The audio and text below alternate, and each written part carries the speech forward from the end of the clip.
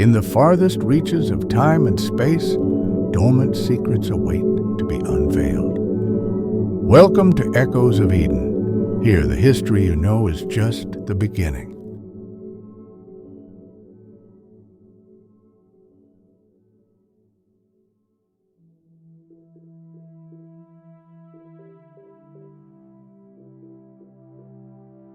From the shimmering decks of the eternal harmony, orbiting in silent vigilance, the Pleiadians continued their sacred charge. They were the Watchers, committed to the cosmic law of non-interference, their wisdom born of countless cycles of creation and decay. But as the Blue Observatory, this burgeoning Eden, faced a new kind of dawn, their ancient tenets were tested by the raw, discordant symphony unfolding below. For the Pleiadians, the planet was not merely a physical orb, but a living entity, its energies intertwined with their own. Its joy, its sorrow, its very life force, all resonated within their beings. From their high vantage point, their senses perceived the planet's intricate tapestry. Vast, crystalline forests, where colossal trees pulsed with soft inner light, their roots drinking from subterranean rivers of pure energy that hummed gently beneath the crust. Their crystalline leaves shimmered in silent wind, casting kaleidoscopic shadows.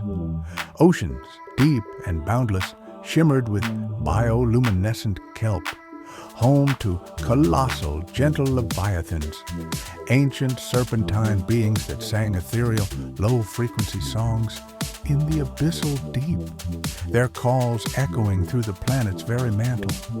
On the land masses, vibrant, iridescent flora reacted to touch with fleeting patterns of light, a silent, colorful language, while creatures resembling feathered serpents with gossamer wings soared through skies alive with shimmering motile spores.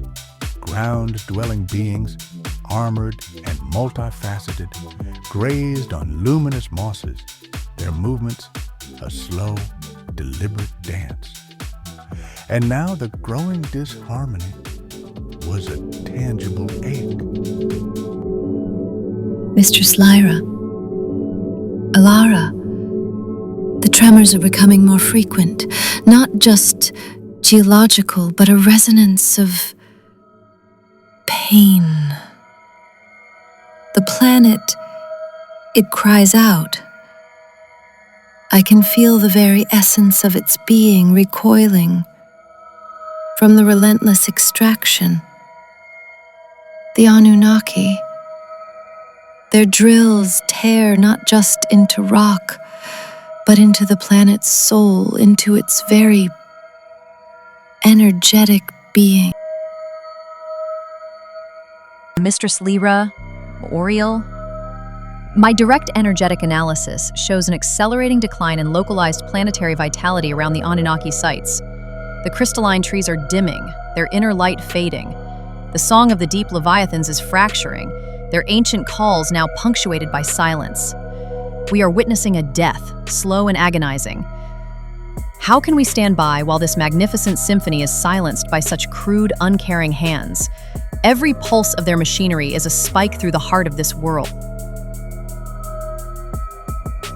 I feel it too, young ones. The observatory's lament. It is a profound violation, a desecration of life's inherent purity. Our ancient texts spoke of such cycles, of entities driven by acquisition, blind to the sanctity of existence beyond their immediate need. They consume, without understanding the intricate web they unravel. Alara, your heart is pure, and your connection to this world is profound. It makes the burden heavier, but the mandate of non-interference, it presses heavily on my being. Our purpose is to nurture harmony, to guide, to be guardians of the light, but not to dictate destiny. Our touch, even with the purest intentions, could ripple through timelines, altering the very fabric of countless evolutions. But what if dictating destiny is what is needed? What if allowing this destruction is the greater interference? What if our inaction is a greater wound than any direct intervention? The tapestry of destiny is vast, Alara. Every thread, every choice, even by those who cause such discord, weaves into the grand design. Our intervention, no matter how righteous it feels in the moment, could unravel far more than we comprehend, altering paths for countless millennia.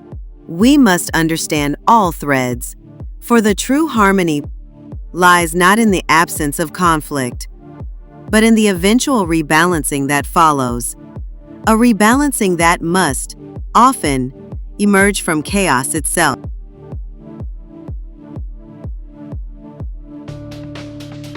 From their command center, a symphony of light, data, and subtle energetic resonances flowed.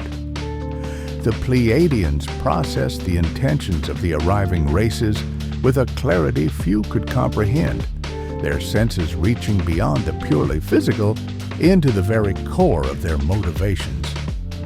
They perceived not just actions, but the underlying philosophies, the energetic signatures, and the cosmic lineage of each species. The Annunaki. Their energetic signature is dense, singular in its focus on material accumulation. They perceive worlds as mere repositories, their ecosystems as inconvenient obstacles. The concept of symbiotic existence is alien to their core philosophy. They are takers, not guardians, and their presence here is growing, like a blight, a fever on the planetary body that drains its warmth. Their resonance? It is a jarring discord, a cold, consuming hunger that chills the very essence of planetary life. They are drawing too deeply from the source.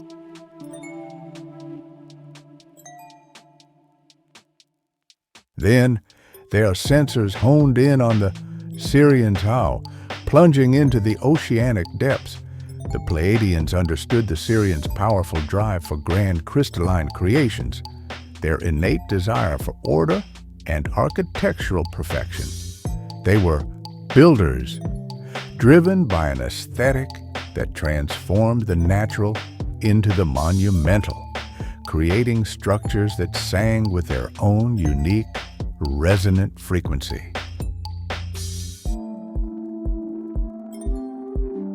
Their structures are breathtaking, Lyra, a testament to their mastery of form and energy. They mold the very essence of water and mineral into living architecture, creating new ecosystems within their cities. And their presence brings a certain order to the chaotic deep. Yet even their grand design, while beautiful, requires immense planetary energies. It is a reshaping, not merely an integration. It is their song, but it is not the planet's native melody. It is a psychoristic new layer imposed. And finally, the Vegans. The Pleiadians felt a profound kinship with these quiet guardians, their purposes aligning most closely. They observed Silas and his kin meticulously cataloging and nurturing, weaving their life-enhancing energies into the planet's burgeoning flora and fauna.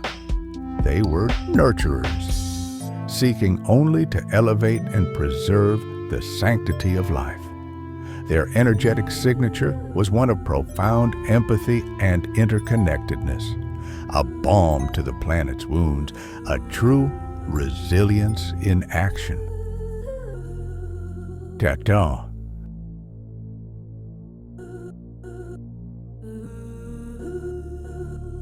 The vegans. Their hearts beat with the rhythm of the planet.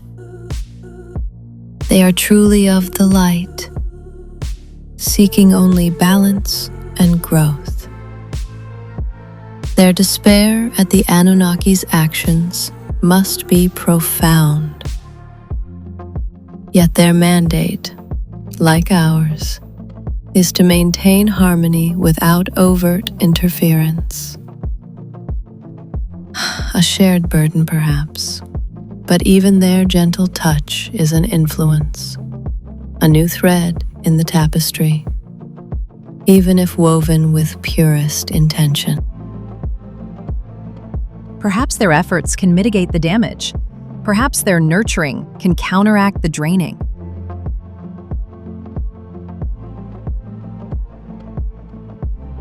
Perhaps, Alara. The symphony is vast, and many notes are still unplayed.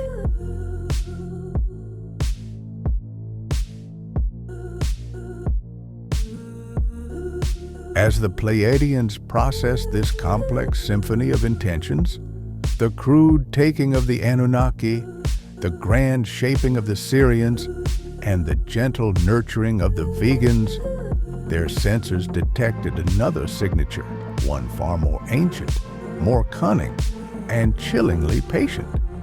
A presence that had until now remained almost entirely in the shadows, its intentions a labyrinthine mystery.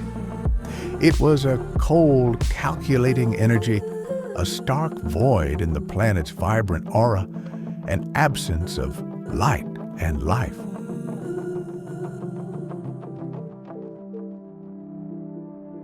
This was the resonance of the Draconians, the reptilians.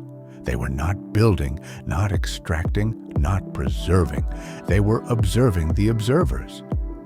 Their intentions remained obscured, but their presence, felt as a cold, predatory intelligence, filled the Pleiadians with a dread unlike any they had known. For this race, the Blue Observatory was not a resource, a canvas, or a garden.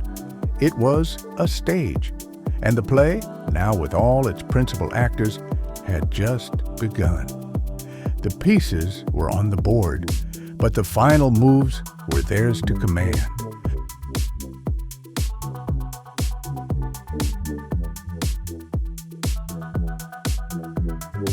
Thus, from the silent sentinel of the eternal harmony, the Pleiadians continued their vigil. They bore witness to a magnificent world, vibrant with bioluminescent life and ancient songs, slowly succumbing to the Anunnaki's relentless, unfeeling hunger. They sensed the grand geometric designs of the Sirians taking root in the deep, a powerful reshaping that, while not destructive, undeniably altered the planet's fundamental essence. And they felt the gentle, persistent efforts of the vegans, a delicate counterpoint striving to preserve what was under siege. Their ancient mandate of non-interference, once a pillar of their existence, now felt like an unbearable weight, a silent scream of inaction in the face of escalating planetary anguish. But beyond the visible clash of agendas, a colder, more patient intelligence continued its insidious observation. The draconian reptilians, unseen, unheard, weaving their own complex web, allowed the Anunnaki to deplete, the Sirians to build, the vegans to preserve, and the Pleiadians to despair. Their endgame remained a chilling enigma, a shadow stretching across the cosmic stage, waiting for the opportune moment to reveal its true, horrifying purpose. The symphony of creation and destruction, harmony and discord, was far from over. It was merely tuning for a much grander, more perilous performance. As the Pleiadians grapple with the heavy cost of their chosen path, and the Blue Observatory continues to suffer, how long can a principle of non-interference hold against the raw force of destruction? What secrets Will the Sirians' grand constructions inadvertently unearth from the planet's deep past? And will the Vegans' gentle nurturing be enough to heal the profound wounds inflicted by the Annunaki? More critically, as the unseen Draconians tighten their grip on the cosmic strings, who among these varied races will be the first to truly comprehend the hidden enemy? And what price will they pay for that devastating knowledge?